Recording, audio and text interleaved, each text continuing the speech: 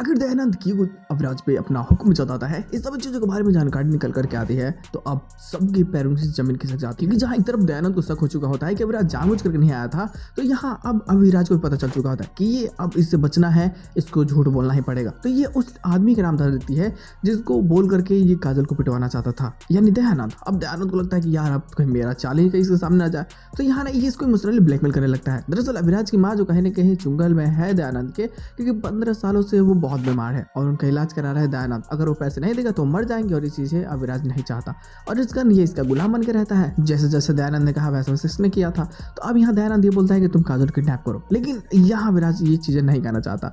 लेकिन अब अविराज को समझ में आता है कि ये भैया जी कुछ तो खेल खेल रहे हैं, मुझे बोल कुछ और रहे हैं और कर कुछ और रहे हैं। हालांकि दयानंद तो काजल से बदला लेना चाहता है, काजल को मारना चाहता है, इसी चीज के लिए सब बोल रहा होता है। लेकिन अविराज इसके चाल को नाकाम करना चाहता है। वहीं जस्ट अपोजिशन में काजल की एंट्री घर में होती है तो उसकी भाभी बहुत ज्यादा गुस्सा करती है, क्योंकि सच्चाई भी है कि हाँ काजल कारण ही वो लोग पूरी तरीके से बर्बाद हो चुके हैं।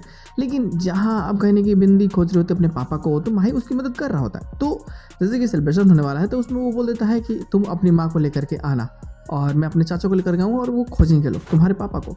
लेकिन यहाँ ना जब काजल को पता चलता है कि अविराज को बिंदी के बारे में पता चल चुका है तो वो खुद और ज़्यादा ही ट्रॉमा में चली जाती है कि क्या सच में ऐसा हुआ, तो अविराज बिंदी को लेकर के चला जाएगा, फिर ये कभी भी दयानंद के खिलाफ नहीं जीत पाएंगे।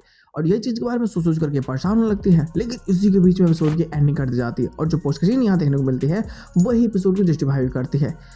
सिर्फ और सिर्फ काजल को बचाने के लिए अविराज दयानंद के गुंडों से पहले खुद ही किडनैप करता है, ताकि मतलब काजल उनके हाथ ना लगे और सारी सच्चाई कहीं दबा देना जाए, क्योंकि यहाँ तो ये चाहता है बट ये डबल क्रॉस कर रहा होता है सच्चाई में भी दयानंद को, और कहने के सिर्फ अपनी माँ को बचाने के लिए सारी चीज़ें कर रहा होता है, क्योंकि इसे भी पता है कि इसकी माँ के इलाज में जो पैसे लग रहे हैं, जो दवाइयाँ लग रही है महंगी, वो कहीं से अफोर्ड कर पाना इसके लिए नामुमकिन है। तो दयानंद अगर नहीं रहेगा तो फिर समझो तो उसकी माँ मर जाएगी, और सिर्फ अपनी माँ को बचाने के लिए सारी चीज़ें कर रहा होता है, जो सच में काफ़ी बेहतरीन है। हालांकि देखना मजेदार होगा कि ये चाल में कैसे दयानंद को उसकी उलझाता है और कैसे उसकी सच्चाई सबके सामने लाता है। मज़ा आने वाली है। तो बस आज को सुबह सीधा ही हम लोग मिलते हैं बहुत जल्द किसी वीडियो के साथ में।